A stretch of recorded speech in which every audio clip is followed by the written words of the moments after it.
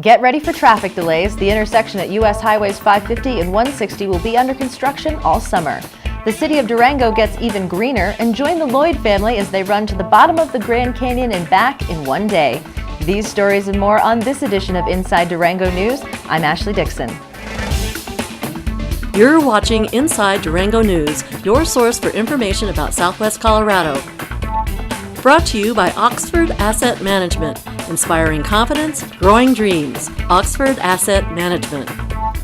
With Durango School District 9R facing a significant budget shortfall for the 6th year in a row, a group of volunteers has decided to take matters into their own hands and raise $200,000 in private donations to help close the funding gap next year.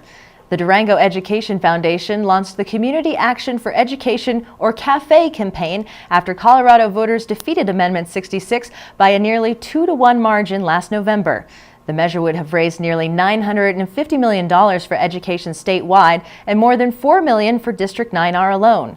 With the amendment's defeat, District 9R faces its 6th year of budget cuts in 2014 and 15, and those cuts will be catastrophic to student achievement and ultimately to the community, says district officials.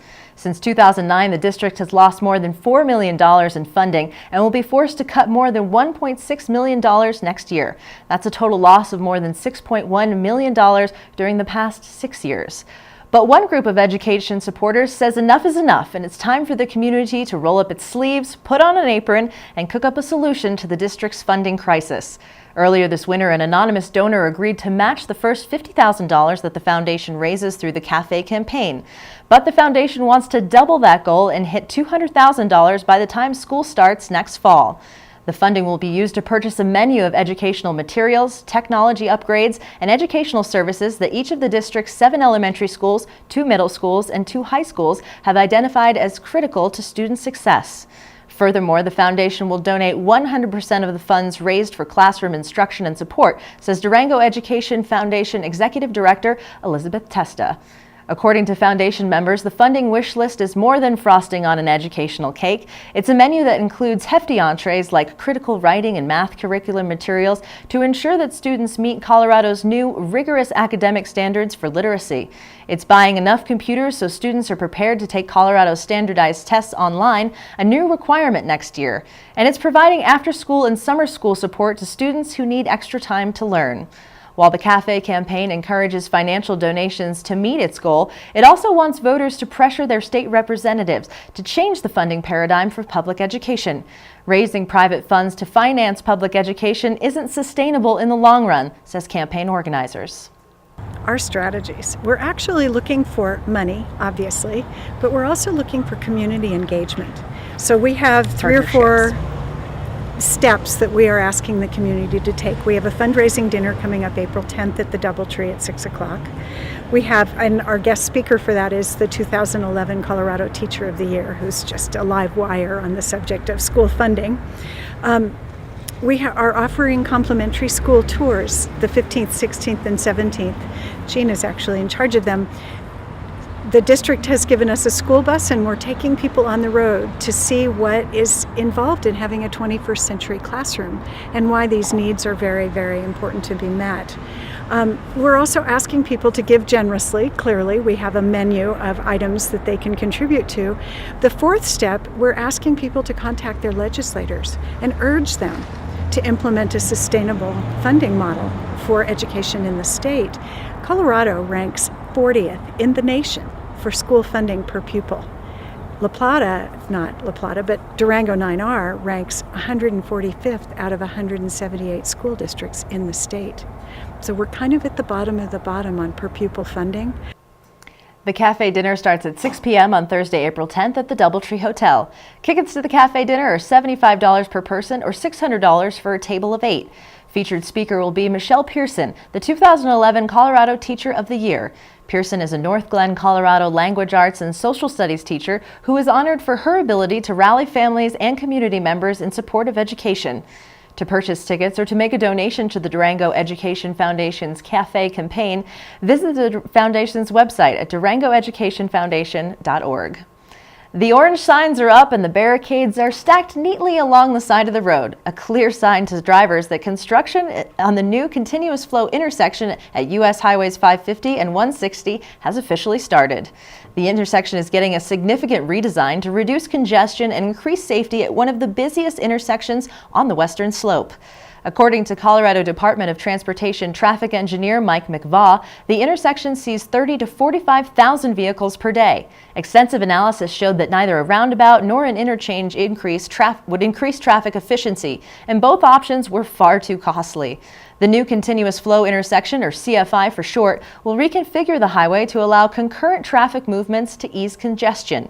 A new traffic light will be installed on northbound Highway 550, just south of the existing light. Here, motorists turning left onto Highway 160 towards Cortez will line up in a newly constructed turning lane and await for their own signal to turn, completely separate from those motorists going straight on 550.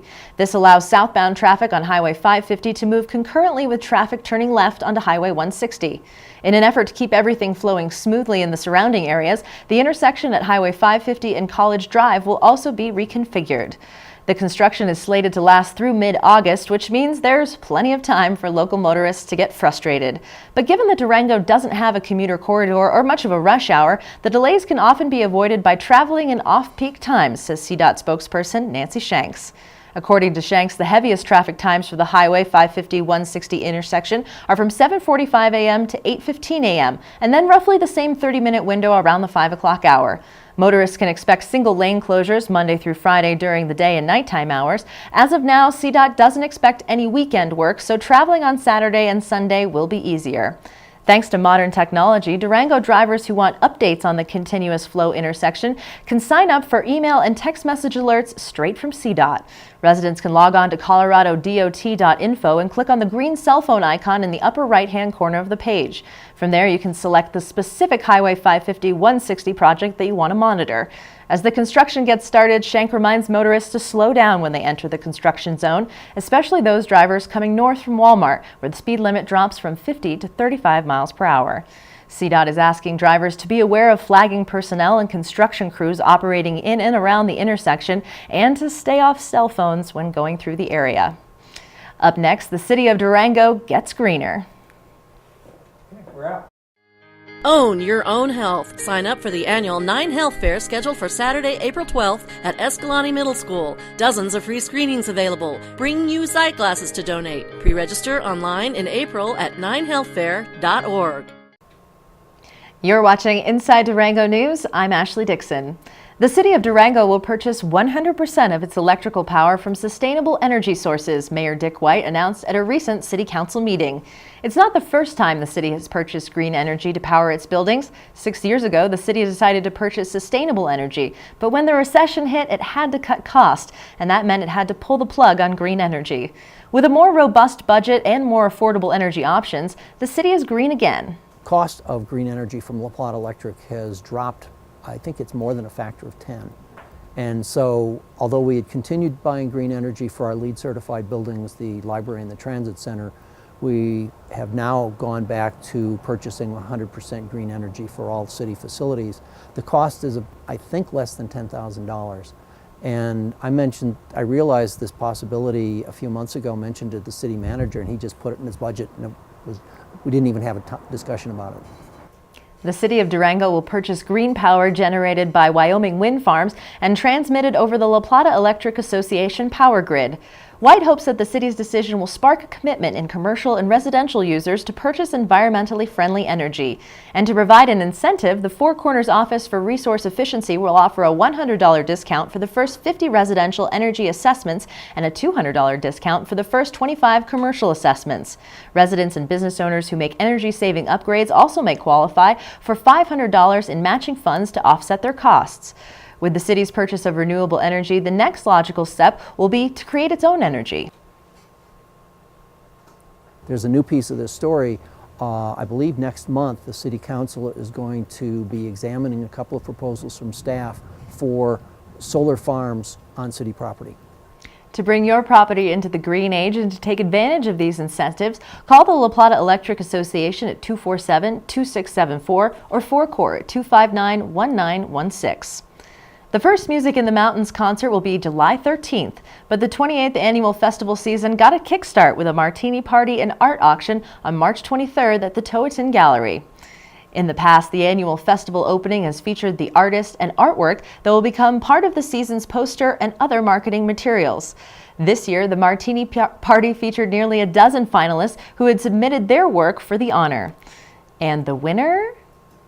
Melanie Kirkpatrick's High Notes, a landscape of aspen trees, ferns, and musical notes interwoven as branches. When I think of Colorado and the mountains, I think of aspen trees and color, and I also see a lot of music in trees, just from the swaying in the wind and the branches moving around, the leaves falling. And I chose to do a fall scene just because it's my favorite time of year. And I live in the middle of the forest, and I'm inspired by aspen trees every day. The other paintings were auctioned at the Martini fundraiser, along with private performances by festival musicians, tickets, and other artworks and activities. The event raised about $16,000, a nice kickstart for the festival. Kirkpatrick's painting will be auctioned at the popular Pops Night performance on July 23rd in the festival tent at Durango Mountain Resort. For more information about the 2014 festival schedule, visit the website at musicinthemountains.com. What does it take to run to the bottom of the Grand Canyon and back in one day? Find out after the break. Cleo is 2.5 years old with a wonderful personality. She's lived with other cats, dogs, and she's great with children of any age. She's only $20 to adopt. Toro is Cleo's kitten, but he's more like a teenager. He is 10 months old and very outgoing. Toro has also lived with kids and other animals. Adopt him for $20. And then there's Bonnie, the definition of a lap cat. Bonnie is mellow and loves a warm lap to lay in. This 10-year-old kitty can be adopted for $10. Adopt these animals and more at the La Plata County Humane Society. It's a family affair for the Lloyds. For 33 years, the Leo Lloyd family and friends make a special trip to the Grand Canyon to run to the bottom and back in one day. Inside Durango TV intern Andy Lloyd produced this story about his family's annual adventure.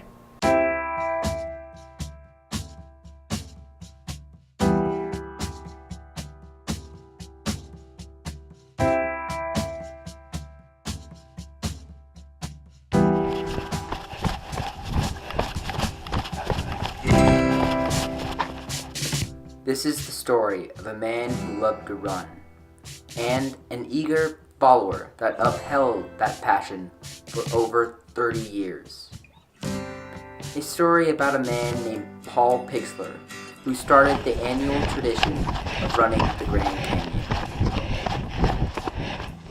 Yeah, he was a professor at Fort Lewis College, had been there since the 1960s, and was an avid runner, and invited me to join him and another professor, Aubrey Holderness, to do the Grand Canyon in March of 1982, and I agreed to do that as a college student.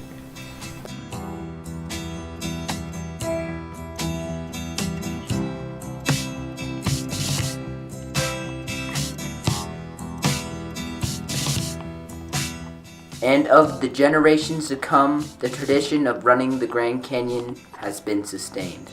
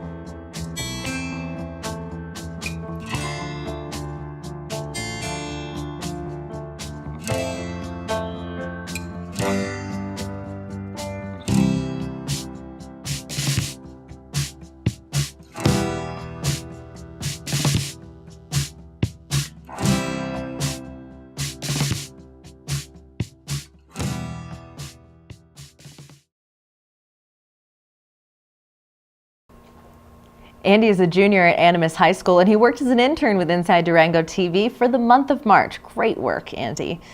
One of the most difficult times a family faces are the days and weeks before a terminally ill patient dies.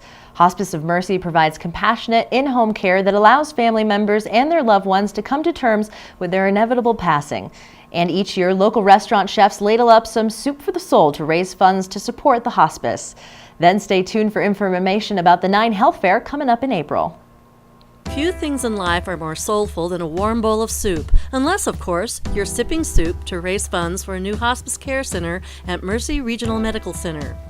17 restaurants served up hundreds of bowls of soup at the 10th annual Soup for the Soul fundraiser for Hospice of Mercy.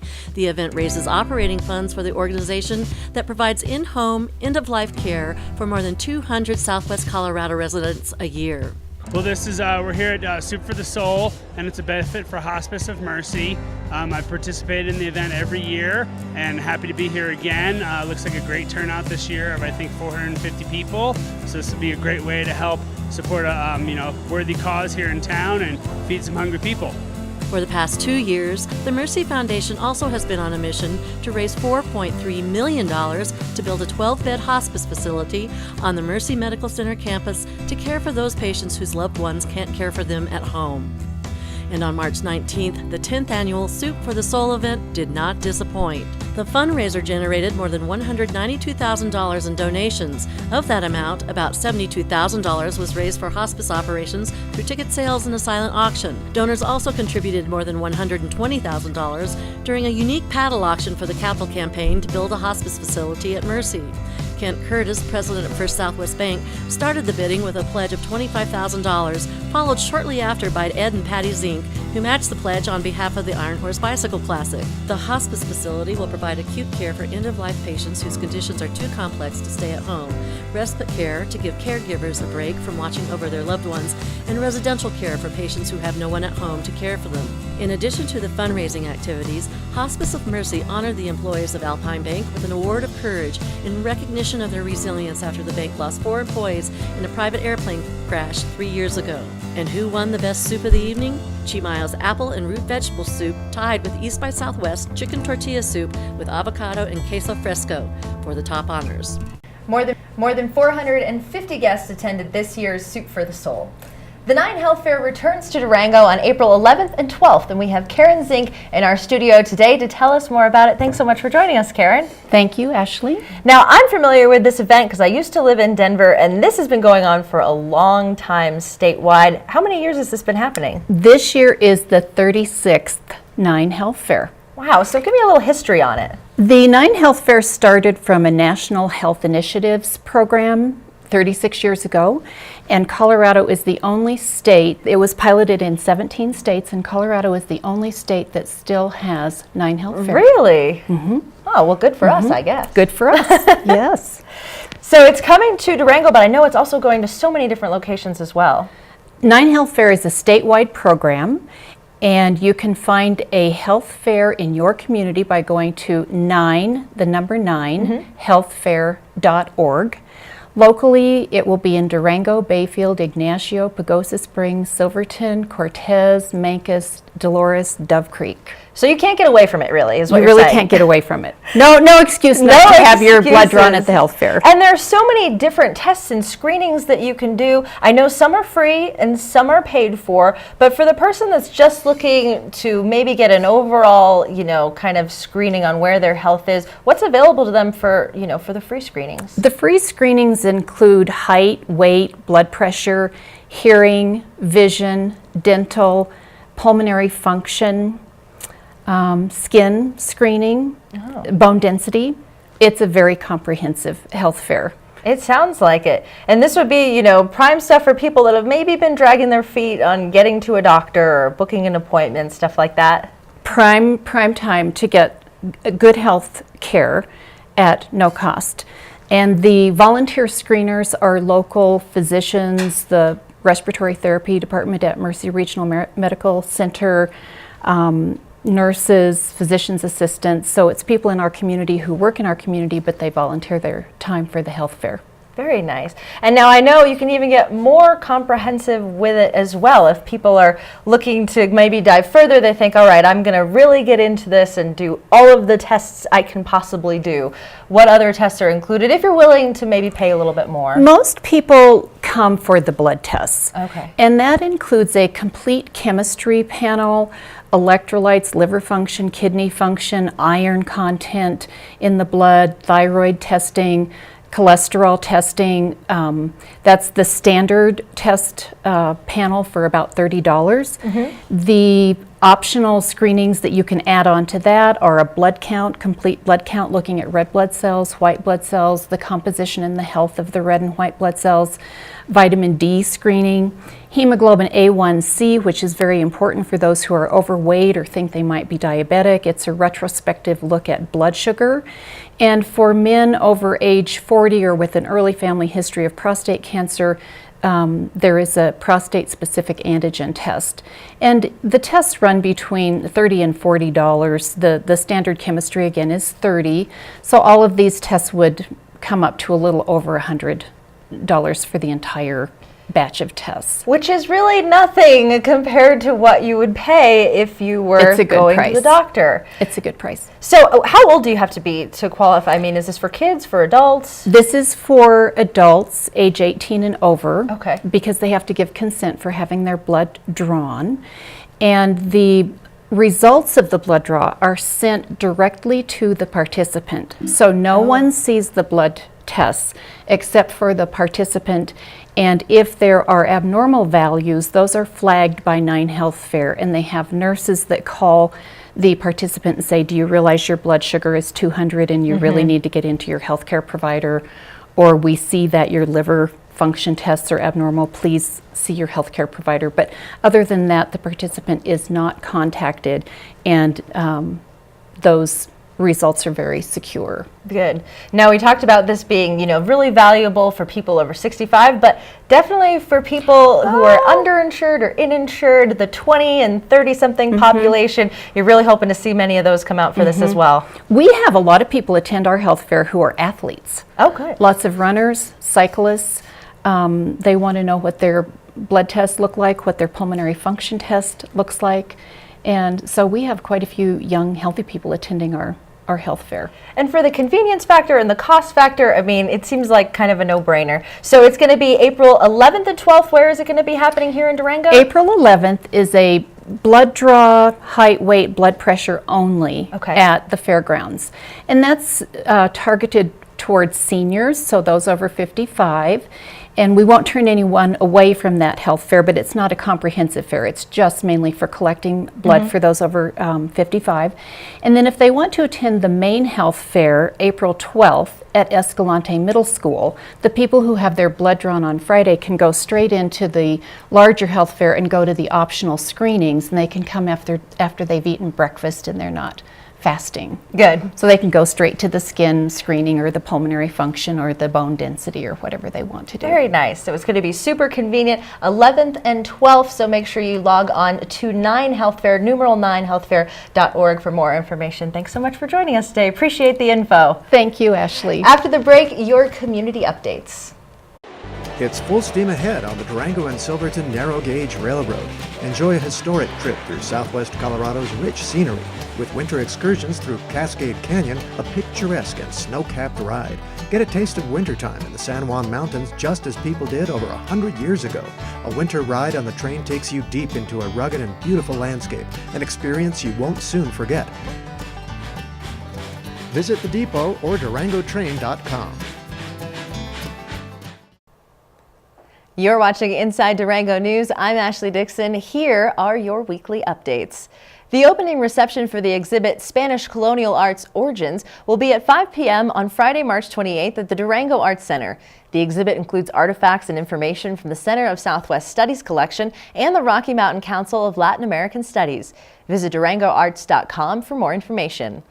A series of 4 weeks computer classes begins Monday, March 31st at the Durango Education Center. Courses include computer fundamentals, Microsoft Word, Excel, Adobe Photoshop, and web design. Afternoon and evening classes are available. Tuition ranges from $65 to $135 per class. Find out more at durangoedcenter.org.